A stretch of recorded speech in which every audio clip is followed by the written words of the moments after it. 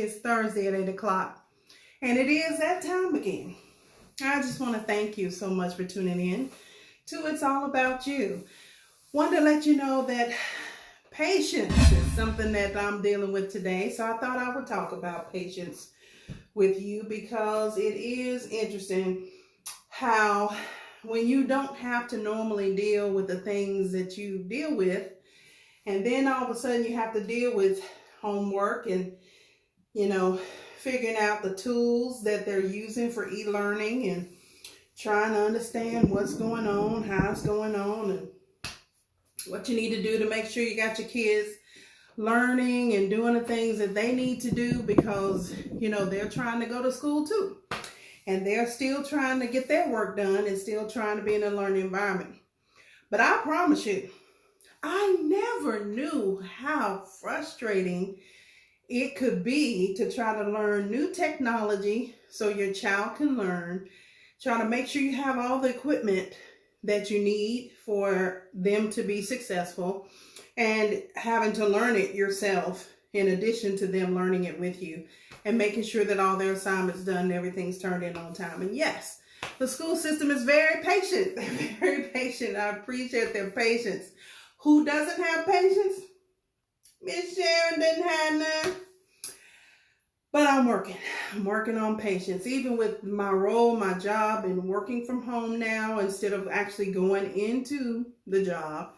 It's been a little interesting, and it's trying to be with contacting people through email only and trying to make sure that you're still having meetings with the people you need to have meetings with. And then all of your functions, all of your things that you booked, even outside of work, are canceling. And this is like extra income for you, right? So it's like, wow, like how do we deal with our role and our jobs changing? So I wanted to do a little inquiry today, just to ask you, like, how are you doing this? Like, how are you able to have the patience that all of us need right now? I don't know about you, but when my kids go to school, I love it when they go to school because that gives me time, to be an adult. But when they're home, like every single day, I don't know about you, but food gets gone. Okay?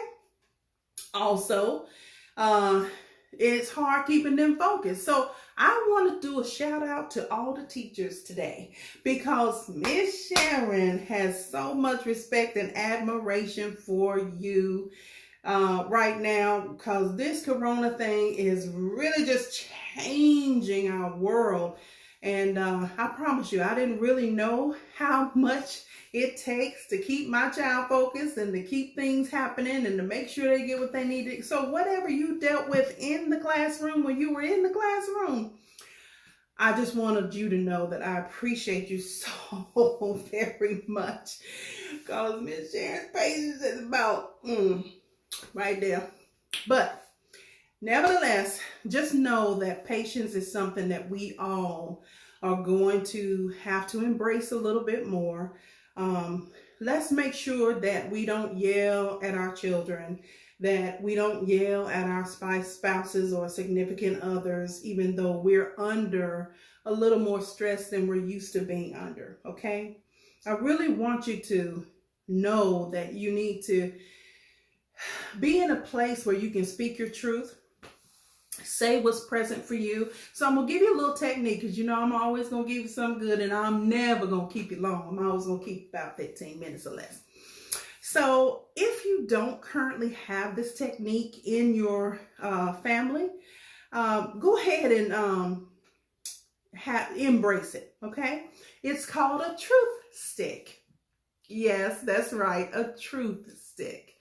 And it's a stick that the family can get together, find a stick, and everybody can decorate it, color it. Everybody needs to have some type of input on the stick somewhere. And then what you do is at least once a week, and it might even need to be once a day at this point, but everybody gets a chance to sit around the table. No cell phones. Rule number 1, no phones. Also, everybody has to be in the same room, and everybody gets a chance to get the stick and say what's present for them. A lot of times we don't know what's present for people that are in our space because they're in our space, so sometimes they get ignored, or their familiarity breeds contempt sometimes. I'm sure some of y'all have heard that. And a lot of times we don't even ask our kids or our spouses or our significant others or our family members, how is this impacting you? What are you feeling? And what's so for you? And just be quiet. Don't say anything. Allow them to be fully and completely expressed. Don't interrupt them. Don't give them advice. Just listen and nod your head with acknowledgement when they're saying something that also has a feeling like what you're feeling. But make sure they're heard more than anything. Make sure that they get a chance to be fully expressed. Because one of the things that I do know is that a person that's not fully expressed is someone that builds up anger. They build up resentment and contempt. And you can become such a valuable tool in your relationships today if you just give people a chance to be fully expressed about how they feel about this coronavirus and their impact on their lives. It is amazing. So here's some other rules. When a person has to stick, when the other people are listening, you can't respond to what's going on. You have to listen. Okay? Now, I don't know if you know it or not, but listen, spelled backwards, is silent. Yes, absolutely. So, when you're listening, you can have a pencil and pad and write down some things, but to keep you engaged and to keep you from cutting them off. But you gotta let people be fully expressed, even if they say something you don't like. That's the hardest part. And another rule of the truth stick is you can't judge people. Whatever they say is present for them, and they have the right to say what's present for them, even if it's not pleasing to your earlobes, okay? And the second thing is, after they've said it, you cannot repeat it or hold them accountable for it later. Now, how many times do we do that? So, everybody gets a chance to take the stick. Everybody gets a chance to say what's so and what's present. I'm going to tell you what it looks like. This is what it looks like. Sharon's going to tell you what's so and present for her right now. I am so used to being in control of my life. Right now, it does not feel good not to be in control of my life.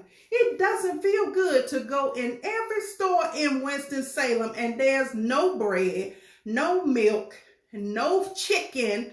I mean, I saw the ribs, and I saw some other expensive meats, but all the meat gone, all the bread gone, all the milk gone. And it's like, this is so inconvenient right now. I need food. And I'm going in places and they're going, well, we can't help you. And don't worry about going to Walmart because I just came from there. I mean, people talking to each other in the line. They're like, I just came from Walmart, ain't nothing there. And I'm going, okay. So now I'm forced to be creative. And the toilet tissue, y'all, okay. I'm just going to go ahead and say it. I don't understand why people want to hoard toilet tissue, but wipes clean up better than toilet tissue. You don't have to take all the toilet tissue and then think nobody else needs to wipe their behind. But if you do, ladies and gentlemen, please get you some wipes because you want a clean bunky look, okay? You need a clean bunky look. But anyway, so, and then I'm learning these new tools like Zoom, webcasting, GoToMeeting, Skype for business, and all these tools, right? So now I'm feeling like a deer in headlights on some of this stuff. I'm like, I don't even know how to use this. I gotta learn how to use this, because the other groups that I'm in, or if I'm speaking and they say, well, Sharon, this is the tool we're going to use, guess who got to learn to use that tool?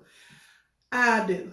So I've been very frustrated with feeling like I'm incompetent, which I know I'm not, but it's that feeling of I don't know and I want to be comfortable with it before I use it. And sometimes I just don't have that much time. I have to learn it and use it right away. So what else am I feeling? What else is so for me? Well, we are not used to being with our significant others all day, every day. And I'm sure I'm getting on his nerves. I'm sure I'm getting on his nerves. I promise you, there are times where he's getting on mine. So we have to have patience. We have to have experience of, just breathe. Just breathe. Just go to a room, close the door, and just breathe. Now, it was such a pretty day today. I went to the park. Went to the park. And just enjoy the air and the sunshine and breathe today. Because if you don't breathe, you are absolutely probably going to snap somebody's neck, or you're going to lose your mind. So I want to tell you, patience is a little bit of seeking to understand before being understood. And when your kids get frustrated, or when they're eating because they're bored, or when they are making a lot of noise, and during our day, we don't necessarily have a lot of noise. Not everybody, unless you are a school teacher. That's why I say I love y'all. Sharon, love them school teachers right about now. But we don't necessarily have all that noise. So it's like, whew, hamburger, lettuce, and tomato. So you just have to breathe. Make sure you're drinking plenty of water, and making sure that you have a moment for you throughout your day. And I'm serious, guys. You got to take time out and turn off during your day. Take a lunch just like you would at work. Make sure you leave your house and go outside and be away from the day-to-days that you're currently dealing with right now. Because if you don't, you are going to be extremely frustrated. So just make sure that not only are you taking change, and I don't know about y'all, but change doesn't always happen, just flow, change. My motto is change is good. And it is, because it allows for us to know that we're evolving, we're changing, things are growing, they're happening. But to change your habits, to change your routine, to adapt to the change that's happening, oh my gosh. That's where the rub is. That's where the frustration comes in. And then sometimes your communication at your place of work is not as clear as you need it to be. Sometimes, people are in other places, like, you go to restaurants and now they like, look, if you go into a restaurant, you're going to have to get it to go because we can't have you inside the restaurant. And it's like, really? So I can't even sit down and have a good old meal now? Things are changing, guys, okay? Change is good. Just keep telling yourself. There is, if you look at all the futuristic types of movies, you never know. We might be, moving to a different level. We might be evolving to a different level in our humanity right now. So trust me, somebody's going to come up with some new inventions that's going to have us being able to shop from home. We're doing it now through Uber Eats. But what if somebody comes up with an underground infiltration system like our banking, where you push a button and the tube comes to you and it gives you what you need? I mean, I don't know, but just know that you need to just understand that if you do have a religious countenance, God is in charge. He has everything worked out for you. And please do not fear the unknown. Because just because you don't know what the unknown is, it doesn't mean you need to make it up in your mind. Stop making up what you think the future is going to be like. I want you to take the facts as they are. I want you to breathe. And I want you to have some type of solace to know that everything is perfect even in its imperfectness, because that's the way we were created. Think about your very, very worst time in your life, and God brought you through that. And He's going to bring you through this. So just know, and just look at the things that I have. Now, here's Sharon. I dealt with all the speaking my truth, right? But here's what I realized. Guys, my lights are still on. Food is in my refrigerator right now. I do have toilet tissue. I do have technology to be able to do my work from home. I do have a wonderful car. I've got transportation. I have got children that are smart and intuitive, and they learn lots of things, and I'm learning, teaching them. So it's still a win-win situation, even though it's different. It's change. It's not what you're used to. And I'll be honest with you, sometimes God will force you to change when you don't want to change. And I always imagine Him having His hand in the small of my back and just guiding me to where He wants me to be. And I'm okay with whatever's happening, because I'm under the belief that if God allows it, it's okay. And I'm still going to be fine, because I'm going to church, I'm paying my tithes, I'm doing what I need to do, I'm staying in my word, I'm being encouraged, I'm doing what I need to do in order for my life to be blessed, and realizing that it is blessed, okay? Because sometimes we can get focused on what's not happening and forget all about all this good stuff that is happening. I have wonderful people in my life. I have an awesome companion. I have a fantastic children that are, growing and developing and just doing their thing. And right now, nobody that I know is sick. That's enough to run around the building and shout and just put your praise on and tap up some towel right about now, because all over this country, somebody is dying from this virus. So sometimes we just need to be patient with what's going on, and do not allow yourself to get caught up in your fear, and have an opportunity to get to know your kids better, and your spouses, and your mama, and your grandmama, and your aunts, and your uncles. Give them the truth stick. Allow them to talk to you and tell you what's going on for them. Now, nobody wants a pity party, and they don't need no friends. Your job is not to enhance the pity. Your job is to give them a soundboard and a place to speak their truth, so their fear can release and you can have a positive environment. That's what the job is. So that's what I'm going to do for y'all today. That's your charge. Talk to everybody in your life. Give them an opportunity to be fully expressed about this coronavirus, and allow them to speak their truth. And when you do that, you are truly going to be a wonderful blessing for people to feel like. And this is what happens when people speak their truth. They go like this. Well, that felt better. And don't be surprised if you don't hear that. So talk to your people. Turn off the TV. Turn your cell phones off. Get a truth stick, a truth book, a truth folder. Get something that can idolize the truth, or should I say represent the truth, and have everybody get it and just say what's so for them. You're going to be such a blessing to your people. Such a blessing. So make sure you get the truth stick, or if you have another object, let everybody get a chance to speak their truth around the table. Turn your cell phones off. Talk and have some conversations about the blessings that you guys are experiencing. And for those who do have relatives who have experienced the coronavirus and either is living or not living, I just want to express my condolences to you right now and let you know that I truly, sincerely do intercessory prayer for you.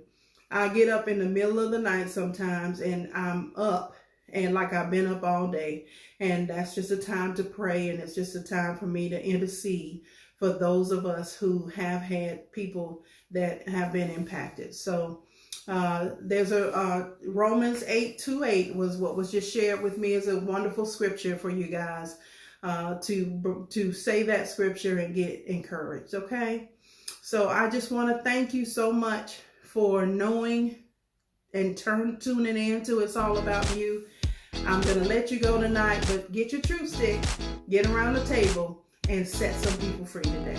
Okay? Have a great night. I'll talk to you next week. Have a great day.